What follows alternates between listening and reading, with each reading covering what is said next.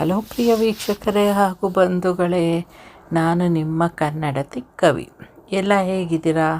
ನಾನು ತುಂಬ ಆರಾಮಾಗಿದ್ದೀನಿ. ನೀವು ಎಲ್ಲ ಆರಾಮಾಗಿದ್ದೀರಾ ಅಂದ್ಕೊಂಡು ಇವತ್ತಿನ ವಿಡಿಯೋ ಶುರು ಮಾಡ್ತಾಯಿದ್ದೀನಿ. ಇವತ್ತಿನ ರಂಗೋಲಿ ತುಂಬ ಈಸಿ, ಏನು ಕಷ್ಟ ಆಗೋಲ್ಲ. ಆಮೇಲೂ ಬಣ್ಣ ಹಾಕೋದಕ್ಕಂತೂ ತುಂಬಾ ಕಣ್ಮುಚ್ಕೊಂಡು ಹಾಕ್ಕೋಬೋದು. ಯಾಕೆ ಅಂತಂದರೆ ಕಾಂಪ್ಲಿಕೇಟೆಡ್ ಇಲ್ಲ. ಒಂಥರ ಬಿಡಿಸೋದಕ್ಕೂ ಅಷ್ಟೇ. ಇದು ಯಾರೇ ಬೇಕಾದರೂ ಈಗ ಕಲಿತಾ ಇರೋಕ್ಕೋ ಇದು ಮಾಡೋರು ರಂಗೋಲಿನ ಚೆನ್ನಾಗಿ ಬಿಡಿಸ್ಕೋಬೋದು. ಅದು ಅಷ್ಟೊಂದು ಈಸಿ. ನಾನೇ ಅಷ್ಟು ಹೇಳ್ತಾ ಇದ್ದೀನಿ ಅಂದರೆ ಎಲ್ಲರಿಗೂ ಈಸಿ ಆಗೇ ಆಗುತ್ತಲ್ವ. ಯಾಕೆ ಅಂತಂದರೆ ನಾನು ಅಷ್ಟೊಂದೇನು ತುಂಬ ಕಲಿತು ಎಲ್ಲ ಮಾಡಿ ಇದು ಮಾಡಿರೋದಲ್ಲ. ನಾನು ಕಲಿತಾ ಸ್ವಲ್ಪ ಲೇಟಾಗೆ ಕಲಿತರು ಇದು ಮಾಡಿಕೊಂಡು ಹೋಗ್ತಾ ಇರೋದು. ಲೇಟು ಅಂತಂದರೆ ನಾನು ಫಸ್ಟು ರಂಗೋಲಿ ಬಿಡಿಸಿದ್ದೆ ಯಾವಾಗ ಅಂದರೆ +2 ಅನಿಸುತ್ತೆ, ಆಗ ಕಲಿತಿದ್ದು ನಾನು ಫಸ್ಟ್ ರಂಗೋಲಿಗಳನ್ನ. ಅಲ್ಲಿ ತನಕ ನಂಗೆ ಬರ್ತಾನೆ ಇರಲಿಲ್ಲ.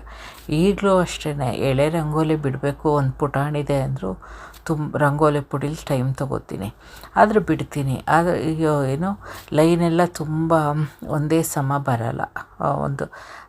ಒಂದು ಎಳೆಗಳು ಅಷ್ಟೊಂದು ನೀಟಾಗಿ ಆದರೂ ಬಿಡಿಸ್ತೀನಿ. ಈಗ ಬಿಡಿಸೇನೆ ತುಂಬ ವರ್ಷಗಳಾಗೋಯ್ತು ಬಿಡಿ. ಈಗಂದು ರಂಗೋಲಿ ಟಚ್ಚೇ ಇಲ್ವಲ್ಲ ಒಂಥರ. ಈಗ ಏನೋ ಬುಕ್ಕಲ್ಲಿ ಇದು ವೀಡಿಯೋಗೋಸ್ಕರ ಬಿಡಿಸ್ತಾ ಇದ್ದೀನಿ ಅಷ್ಟೇ. ಇಲ್ಲಿ ಹಬ್ಬಕ್ಕೆ ಅಂದಾಗ ಬಿಡಿಸ್ತಾ ಇದ್ದೆ ರಂಗೋಲಿ ಪುಡಿ. ಅದೆಲ್ಲ ಮನೆ ಮುಂದೆ ಹಾಕೋದಕ್ಕೆ ಸ್ವಲ್ಪ ಇದೆ, ತಂದ್ಕೊಂಡಿದ್ದೆ ಒಂದು ಸಲ ಮಕ್ಕಳೆಲ್ಲ ಪುಟಾಣಿ ಇದ್ದಾಗ. ಆಗ ಮನೆ ಮುಂದೆ ಬಿಡಿಸಿದ್ದೆ. ಆಮೇಲೆ ಅಷ್ಟಿಲ್ಲ ಅನಿಸುತ್ತೆ. ಆ ಮನೆ ನಮ್ಮ ಸ್ವಂತ ಮನೆಯಿಂದ ಬಂದ ಮೇಲಂತೂ ಇಲ್ಲವೇ ಇಲ್ಲ ಎಲ್ಲೂ ರಂಗೋಲಿ ಎಲ್ಲ ಹಾಕೋದಕ್ಕೆ. ಜಾಗ ಬೇಕಲ್ಲ ಒಂಥರ. ಅದಕ್ಕೆ ಅಲ್ಲಾದರೆ ನನಗೆ ಒಂಥರ ಕವರ್ ಇತ್ತು. ಕವರ್ ಅಂತಂದರೆ ಗಾಳಿ ಬಂದರೂ ಅದು ಏನೂ ಆಗ್ತಾ ಇರಲಿಲ್ಲ. ನಾವು ಒಂದು ಸಲ ರಂಗೋಲಿ ಬಿಡಿಸಿದ್ದು ರಂಗೋಲಿ ಪುಡೀಲಿ ಸುಮಾರು 1 ತಿಂಗಳ ತನಕ ಇತ್ತು. ಆಮೇಲೂ ಅದು ಹೇಗಾಗೋಯ್ತು ಅಂತಂದರೆ ಇದು ಗಾರೆ ಅದ್ರ ಡೆಕ್ ಅಂತೀವಲ್ಲ, ಆ ಥರ ಇತ್ತು ಮನೆ ಬಾಗಿಲು ಮುಂದೆ. ಅದು ಹಾಗೆಯೇ ಅದೇ ಬಣ್ಣ ಅದಕ್ಕೇ ಪೇಂಟ್ಗೆ ಆಗೋಯ್ತು ಅಲ್ಲೇ. ಆ ಥರ ಇತ್ತು ಒಂಥರ ಚೆನ್ನಾಗಿ. ಆಮೇಲೆ ಎಲ್ಲೂ ಆ ಥರ ಸಿಗಲಿಲ್ಲ, ಅದರಿಂದ ಬಿಡ್ಸೋಕ್ಕೆ ಹೋಗಿಲ್ಲ. ಅದು ದಿನಗಳು ಹತ್ರ ಬರ್ತಿದ್ದಂಗೆ ನ್ಯೂ ಇಯರ್ಗೆ ಏನು ಮಾಡೋದು ಏನಪ್ಪ ನನಗೆ ಒಂಥರ ಇದು. ಯಾಕೆ ಅಂತಂದರೆ 1 ವರ್ಷ ಮುಗ್ದೇ ಹೋಯಿತು.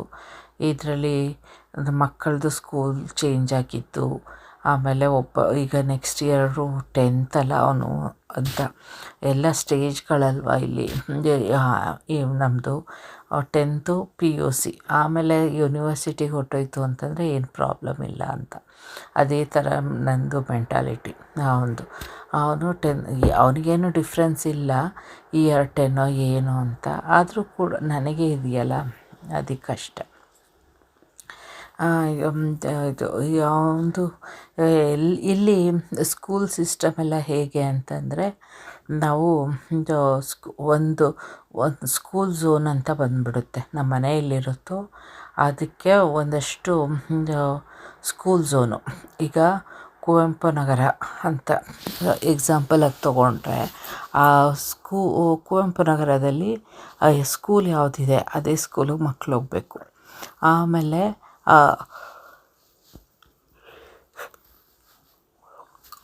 ನಮಗೆ ಆ ಸ್ಕೂಲ್ ಇಷ್ಟ ಆಗಲಿಲ್ಲ ಅಂದ್ಬಿಟ್ಟು ಬೇರೆ ಸ್ಕೂಲಿಗೆ ಸೇರಿಸ್ತೀವಿ ಅಂತ ಇದು ಮಾಡೋದಕ್ಕಾಗಲ್ಲ. ಪ್ರೈಮರಿ ಸ್ಕೂಲನ್ನು ಹಾಗೆ ಸೇರಿಸ್ಕೋಬೋದು ಒಂದು ಸ್ವಲ್ಪ.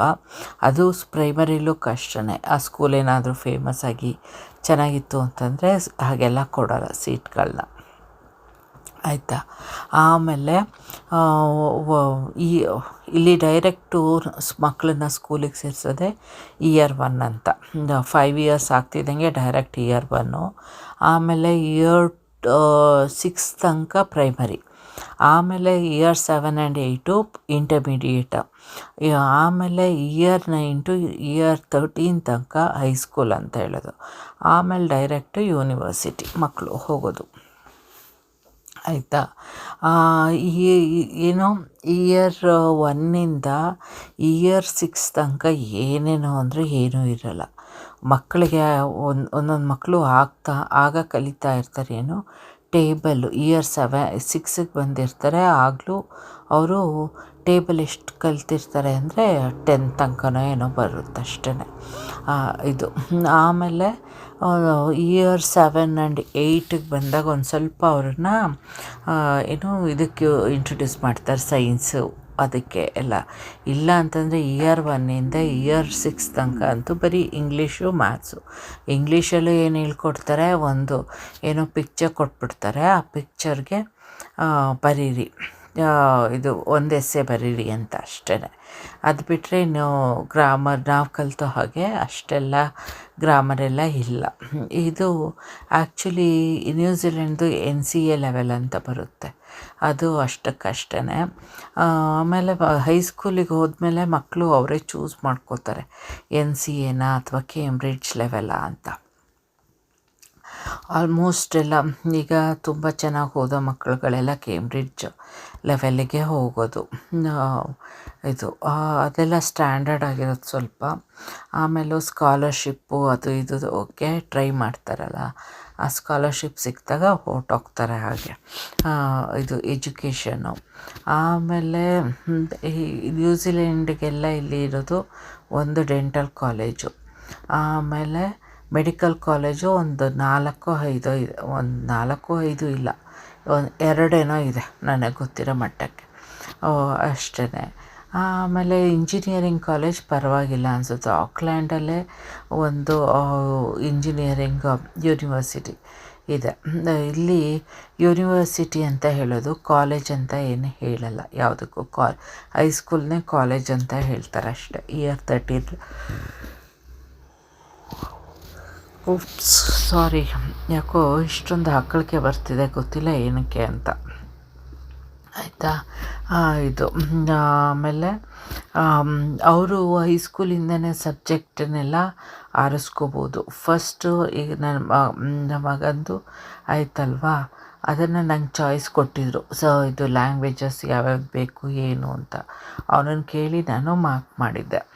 ಈಗ ಇಯರ್ 10ಗೂ ಅಷ್ಟೇ, ಅವನು ಲಾಸ್ಟ್ ಇಯರೇ ಇನ್ನೂ ಒಂದು ಟರ್ಮ್ ಇದೆ ಅನ್ನುವಾಗಲೇ ಅವರು ಇದು ಓಕೆ ಯಾವ್ಯಾವ್ದು ಬೇಕು ಸಬ್ಜೆಕ್ಟ್ಗಳು ಅಂತ ಇದು ಮಾಡಿದ್ರು. ಕಂಪಲ್ಸರಿ ಅಂದರೆ ಮ್ಯಾಥ್ಸು, ಸೈನ್ಸು, ಸೋಷಿಯಲು ಇವೆಷ್ಟು 3, ಅದರ ಜೊತೆಗೆ ಇನ್ಯಾವುದನ್ನಾದರೂ ತೊಗೋಬೋದು. ಈಗ ಅವನು ಬಿಸ್ನೆಸ್ ಮ್ಯಾನೇಜ್ಮೆಂಟ್ ತೊಗೊಂಡಿದ್ದಾನೆ, ಮತ್ತು ಗ್ರಾಫಿಕ್ ಡಿಸೈನಿಂಗ್ ಏನೋ ತೊಗೊಂಡಿದ್ದಾನೆ ಎಕ್ಸ್ಟ್ರಾ. ಲ್ಯಾಂಗ್ವೇಜು ಸ್ಪ್ಯಾನಿಷು ಲ್ಯಾಟಿನ್ ಬಿಟ್ಟಿದ್ದಾನೋ ಏನೋ. ಇಂಗ್ಲೀಷ್ ಮಾತ್ರ ಕಂಪಲ್ಸರಿ. ಅದು ಅಷ್ಟು. ಇನ್ನು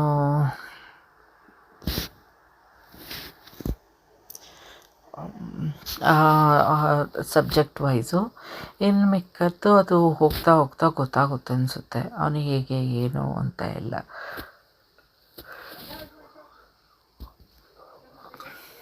ಆಮೇಲೆ ಇಲ್ಲಿ ಸ್ಪೋರ್ಟ್ಸ್ ಫಿಸಿಯೋಥೆರಪಿ, ಆಮೇಲೆ ಇನ್ನೊಂದು ಮಸಾಜಿಂಗ್ ಅಂತಲೂ ಅದಕ್ಕೆ ಬೇರೆ ಕಾಲೇಜ್ ಥರ ಇದೆ, ಅದೆಲ್ಲನೂ ಮಾಡ್ಕೋಬೋದು. ಯಾವುದಕ್ಕೂ ತೊಂದರೆ ಇಲ್ಲ, ನಮ್ಮ ಇಷ್ಟ, ಮಕ್ಕಳ ಇಷ್ಟದ್ದು ಅಷ್ಟೇ.